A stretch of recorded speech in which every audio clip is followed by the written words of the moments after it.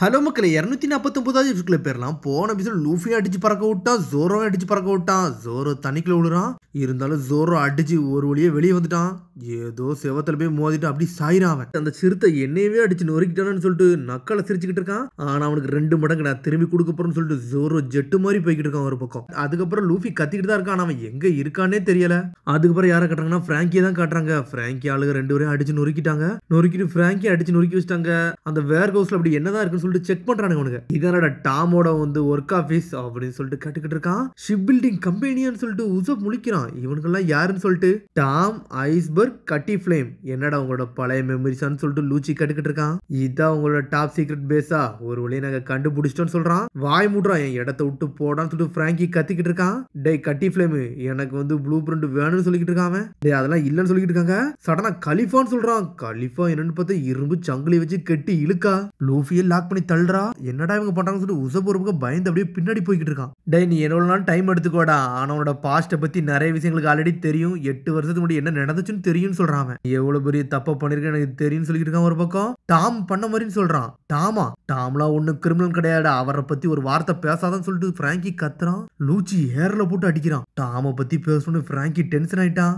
நீனும் கிரிமினல் அவனும் கிரிமினல்டா, இதுக்கு மேல எதுவும் நீ பேசான்னு சொல்லிட்டு லூச்சி கத்திக்கிட்டு இருக்கான். அதுக்கப்புறம் பார்த்தா டாம் பழைய விஷயம் தான் காட்டுறாங்க. பிராங்கி இங்க என்ன நடந்தாலும் இதுக்குள்ள நீ வரவே கூடாதுடா, நீ உன் வேலையை மட்டும் பாருன்னு சொல்லியிருக்காரு டாம். அப்போ டாம பத்தி உனக்கு எதுவுமே தெரியாடா, அவர் என்ன பண்ணாரு, இந்த வாட்டர் அவர் என்னெல்லாம் பண்ணிருக்கான்னு சொல்லிட்டு உனக்கு என்னதான்டா தெரியும் சொல்லிட்டு கத்துறான். திரும்பி 8 வருஷத்துக்கு முன்னாடி உள்ள பழைய விஷயத்தை தான் காட்டுறாங்க. ட்ரெயின்லாம் வேறலா போய்கிட்டு இருக்கு சார். இந்த டாமோட ஷிப் வந்து உண்மையிலே வேறலா போகுது, நல்லா இருக்குன்னு சொல்லிட்டு 2 பேரும் பேசிக்கிட்டே வராங்க. அவனுக்கு இப்ப என்ன இருக்குன்னு சொல்லிட்டு கேக்குறாங்க. அவன் நல்லா தான் இருப்பான்னு சொல்லிட்டு ஒரு வழியா அவனோட ப்ராமிஸை கம்ப்ளீட் பண்ணிட்டானு சொல்லிட்டு பேசிக்கிட்டே இருக்காங்க.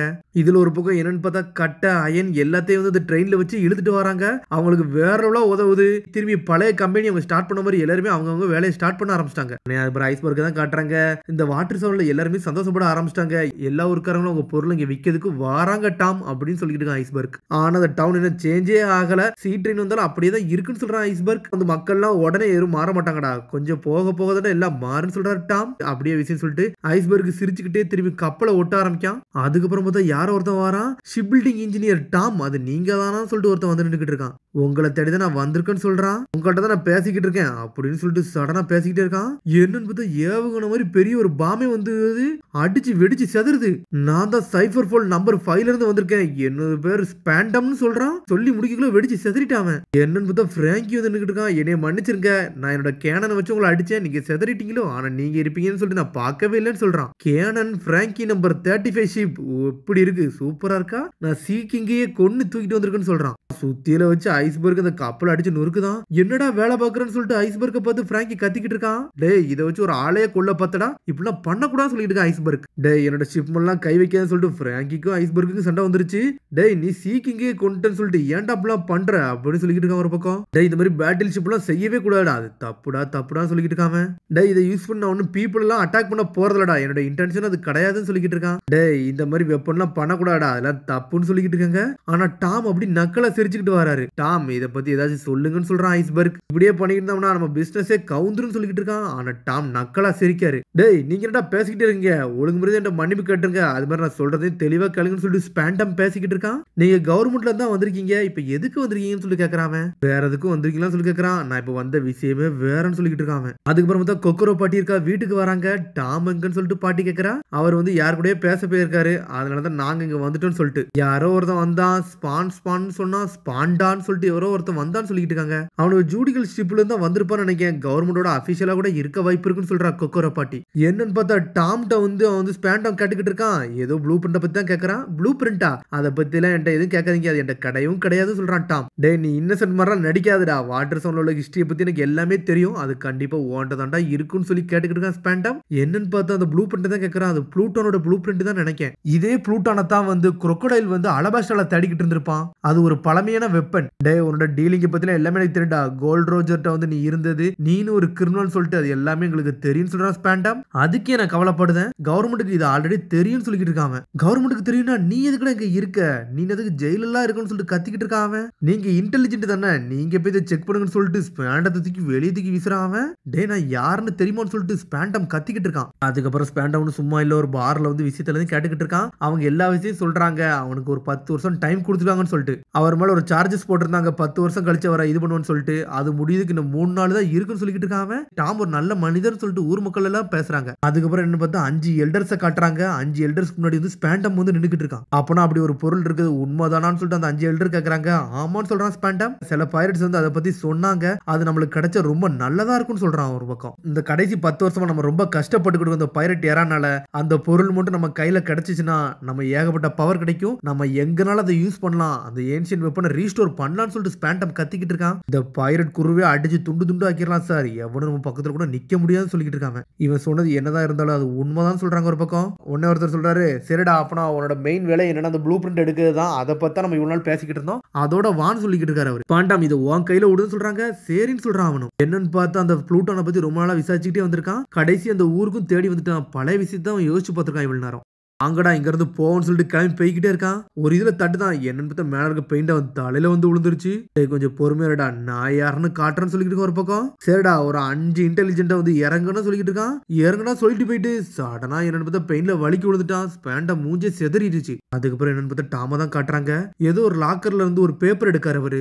ஐஸ்பர்க் பிராங்கி 2 பேரும் இங்க வாங்கடான்னு சொல்றாரு அவரு. உங்க 2 பேர்ட்ட இன்னும் ஒரு நம்பிக்கையான விஷயத்த நான் சொல்ல போறேன்னு சொல்றாரு. என்னன்னு பார்த்தா அந்த ப்ளூட்டானை பத்தி தான் சொல்லிக்கிட்டு இருந்திருக்காரு. என்னது இது உண்மையிலே உண்மையா, இதை மனிதரால கிரியேட் பண்ண முடியுமான்னு சொல்லிட்டு இந்த ஷிப் பில்டர் வந்து உண்மையிலே வேறலாம் பண்ணியிருக்கான். இது வந்து ஒரு மான்ஸ்டர் மாதிரி சொல்றான் அவன். ஆனா கவர்மெண்ட்டுக்கு இந்த விஷயம் நல்லா தெரிஞ்சிருச்சு, அதனால நம்ம அடுத்த மூவ் எடுக்க ஆரம்பிக்கணும்னு சொல்லிட்டு இருக்காங்க. இது இனிமேல் என் கையில இருந்து அது பிரச்சனை தான் சொல்லிக்கிட்டு இருக்காரு அவரு. எனக்கு என்னன்னு இது புரிஞ்சிருச்சுன்னு சொல்றான் ஒரு பக்கம் ஐஸ்பர்க். இதை நம்மளே வச்சுக்கலாம்னு சொல்லிட்டு இருக்கான். டே ஐஸ்பர்க் இதை நம்ம பில்ட் பண்ணுவோம்னு சொல்லிட்டு பிராங்கி கேக்குறான். தலையிலே ஒரு போடு போடுறான் அவன். இதை என்னைக்குமே கிரியேட் பண்ணவே கூடாடா, இதை கிரியேட் பண்ண எவ்வளவு பெரிய பிரச்சனை வரும் தெரியுமான்னு சொல்லிட்டு ஐஸ்பர்க் தலையிலே ஒரு போடு போடுறான். ஆமாடா இதை கிரியேட் பண்ண வேர்ல்டே அழிஞ்சிரும் நினைக்கிறேன் அப்படின்னு சொல்லிட்டு டாம் அதுக்கும் சிரிச்சுக்கிட்டு இருக்காரு அவரு. ஆனா இதை நீங்க வச்சுக்கோங்க, நீங்க எதை பண்ணுமோ பண்ணிக்கோங்கடா அப்படின்னு சொல்றாரு அவரு. சரிடா அது போக உங்களுக்கு இன்னொரு விஷயம் சொல்ல போறேன்னு சொல்லிட்டு இருக்கான் அவன். நிக்கோ ரோபினோட போட்டோ தான் காட்டுறான். அதுக்கப்புறம் பிராங்கி அங்க இருந்து கிளம்பி போய்கிட்டு இருக்கான். பிராங்கி இருடா எங்கடா போறன்னு சொல்லிட்டு கேக்குறா அவ. அதுக்கப்புறம் பிராங்கி வெளியே போய்கிட்டு இருக்கான். என்னாச்சுன்னு சொல்லிட்டு திரும்புறான். டேய் இந்த ஃபேண்டை இங்க இருந்து போட்டுட்டு கிளம்புடா, எப்பவும் போல சாதாரணமா போய் சுத்திக்கிட்டு இருக்காது சொல்லி கேட்டுக்கிட்டு இருக்கா பாட்டி. சரி நான் போட்டு சொல்லிட்டு இந்த ட்ரௌசரை போட்டுட்டு அங்க இருந்து கிளம்பி போய்கிட்டே இருக்கான். டாம் வந்து ரொம்ப நல்லவர், ஏன் அந்த டாம் இப்படிலாம் பண்ணாங்கன்னு சொல்லிட்டு பழைய விஷயத்தை பத்தி யோசிச்சுக்கிட்டே போய்கிட்டு இருக்கான். டாமும் ஐஸ்பர்க் நல்லா தூங்கிக்கிட்டு தான் இருக்காங்க. டே டாம் இன்னைக்கு தான் உனக்கு ஜட்மெண்ட் டே, இன்னமா தூங்குன்னு சொல்லிட்டு கொக்கோரா பாட்டி கேட்டுக்கிட்டு இருக்கா. என்னன்னு பார்த்தா ஹார்பர் நோக்கி அந்த ஜட்ஜஸ் எல்லாருமே வந்து நின்றுகிட்டு இருக்காங்க. டே இந்த ஊர் மக்கள் எல்லாம் நல்லா இருக்காங்க போலுன்னு சொல்லிட்டு ஜட்ஜ் கேக்குறாரு. ஆமான்னு சொல்றான் ஒரு பக்கம். நீங்க அந்த சீ ட்ரெயினை பார்க்க விரும்புறான்னு சொல்லிட்டு அங்க ஒருக்கவன் கேட்கறான் நேவி ஆளு. உன்ன சொல்றான், இல்ல நான் அதை ஆல்ரெடி பாத்திருக்கேன், இல்ல ரைடும் பண்ணிருக்கேன், உண்மையிலே இம்ப்ரெஸ் பண்ற மாதிரி தான் இருந்துச்சு, 4 ஐலண்ட கனெக்ட் பண்ணிருச்சு, வேற லெவல் சொல்றாரு ஜட்ஜ். டாமு கண்டிப்பா எல்லாருமே வெயிட் பண்ணிக்கிட்டே இருக்காங்க. 14 வருஷமாட ஆயிருச்சு அப்படின்னு சொல்லிட்டு ஒரு பக்கம் பிராங்கி நின்னுக்கிட்டு இருக்கான். சடன் நின்னுக்கிட்டு இருக்கிற நேரத்துல எவனோ வந்து ஜட்ஜு கப்பலே அடின்னு அடிச்சு நொறுக்குதான். எவன்டா அந்த எக்ஸ்ப்ளோஷன் பண்ணான்னு சொல்லிட்டு எல்லாரும் கத்திக்கிட்டே இருக்காங்க. ஜட்ஜ் கப்பலே விட்டு நொறுக்கு எரியுதாங்க ஒரு பக்கம். பைரட்ஸ் யாரும் வந்துட்டாங்களா எல்லாரும் சொல்லிட்டு பயந்து ஓடுறாங்க.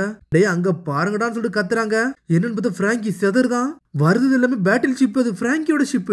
யாரா அவனுக்கு மொத்த கூட்டமா வராங்கன்னு சொல்லிட்டு எல்லா மக்களும் பயந்து ஓடுறாங்க. அந்த கப்பல்ல இருந்து இறங்கி ஓட ஆரம்பிச்சிட்டாங்க.